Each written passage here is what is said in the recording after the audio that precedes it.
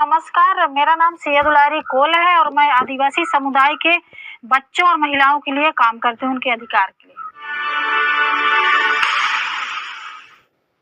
सन 2000 में कुछ डभौरा से एनजीओ वाली महिलाएं गई थी, तो घर के पास में एक नीम के पेड़ था, वहाँ पे बैठ करके मीटिंग कर रही थी। तो मैंने फिर वहाँ पे जा करके सुन रही थी उनकी बातें। सुनने के बाद मुझे अच्छा लगा कि नहीं, हम भी मतलब इनके साथ में जुड़े। तो फिर मैंने उनसे परिचय किया। परिचय करने के बाद मैंने बोले कि दीदी आप हमें भी जोड़िए, और उन्होंने बोला कि आप काम करिए। तो फिर मैंने काम की, तो एक क्लास के बच्चों को पढ़ाती थी और फील्ड में आदिवासी समुदाय के लिए उनके स्वरोजगार से जोड़ने के लिए महिलाओं का स्वयं सहायता समूह बनाए और बच्चों के स्वास्थ्य के लिए और उनके शिक्षा के लिए फिर वहाँ से हमने काम शुरू किया। जब हमने संस्था का शुरुआत की थी तो मैं अकेली महिला थी, जो कि बंची समुदाय से थी, एकदम गरीब परिवार से थी, काफ़ी शोषित पीड़ित महिला थी। अभी जो हमारे संस्था में 15 लोग की टीम है, तो महिलाएं भी हैं, बच्चियां भी हैं, युवा भी हैं। हमने 2008 में 50 गांव में 1400 आदिवासी परिवार को खेती के लिए, उनके रहने के लिए, मकान के लिए पट्टा दिलवाई जमीन का के। और सरकार से कंटिन्यू हमने मांग किया कि इन गांवों में स्कूल खोली जाए, आंगनबाड़ी खोली जाए और वहाँ पे रोड बनवाई जाए। तो फिर सरकार बार-बार मांग करने से कुछ गांवों में फिर स्कूल भी खुली और स्कूल बनी भी, और आंगनबाड़ी केंद्र। सुप्रीम कोर्ट के गाइडलाइन था कि जहाँ पे आदिवासी इलाका है, जहाँ पे 1000 की जनसंख्या है, आदिवासी 40 बच्चे हैं, तो वहाँ पे मिनी आंगनबाड़ी खोली जाए। तो इस तरह से हम लोगों ने फिर अपने से मांग किए थे, तो 15 आंगनबाड़ी केंद्र खोले गए थे। गांव में हैजा फैल गया था।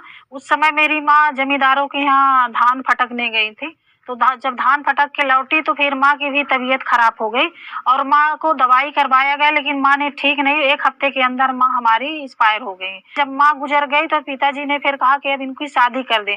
उस समय हम लोगों का शादी का कोई मतलब महत्व नहीं समझ में था।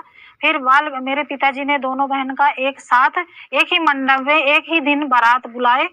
पति द्वारा जैसे जानवरों का व्यवहार किया जाता है, उस तरह से हमारे साथ में व्यवहार किया जाता था। तो फिर मुझे लगा कि नहीं, हमें शिक्षा बहुत ज़रूरी है, हमें पढ़ना चाहिए। तो फिर मैं हाई स्कूल में एडमिशन करवा करके पढ़ाई की। तो जब हाई स्कूल पास हुई, फिर इसके बाद 12वीं पास हुई। 12वीं के बाद फिर हमने ग्रेजुएशन किया। क्रूरता की हद था, मेरे पति जो थे बाल पकड़ के ऐसे दीवार में टच कर देने, ऐसे ठुकरा देते थे, डंडे से मारते थे। 2006 में जब इस तरह के मारे थे, तो फिर मैंने टोंस नदी थी, मैं रीवा जा रही थी, हमारी मीटिंग थी, तो फिर उस समय मुझे लगा था कि मैं इस नदी में कूद करके जान दे दूं। 2008 में मई महीने में मेरा ट्रेनिंग हुआ था भोपाल में, तो मैं भोपाल ट्रेनिंग गई थी। ट्रेनिंग से लौटी तो हमारे पति ने हमारी साड़ी और चूड़ी बिंदी सब आग में जला दिए थे। तो जला दिए और वह मुझे बोले भी कि सिंदूर मत लगाना। तो फिर मुझे लगा कि जब इस तरह में तो पति से के साथ में रहना बड़ा मतलब वो है कि हम अकेले बल की जिंदगी गुजार लें, वो सही है, लेकिन इस तरह पति के साथ में हम नहीं रह पाऊंगी। वहीं से मैंने तय किया कि हम खुद का अपना सुरक्षा स्वयं करूं और अपने अधिकार के लिए बात करूं। अभी जो वर्तमान स्थिति सामने आई है 3-4 साल से कि आदिवासी गरीब हैं, उनके 3-4 बेटियां हैं, तो बाहर से जैसे अलग-अलग राज्य से लोग आते हैं और उनको पैसा दे करके अपने बेटों के साथ में शादी करके ले जाते हैं खरीद करके। तो हम लोगों ने इस तरह इसके केसों को वो किया है कि लोग ये गलत है, अपनी बेटियों को जो बेच रहे हैं, तो ये मतलब एक दंडनीय अपराध है। तो हम लोग ये है कि ऐसे ही एक मामला वो यूपी में आया, जिसका हम लोगों ने एफआईआर दर्ज करवाया। बेटी 17 साल की थी और लड़का जो था 35 साल का था, 3 बच्चों के बाप था। तो उसकी फिर इसके बाद एफआईआर हुई और वो जेल गया और बच्ची को हम लोगों ने छुटा करके घर लाया।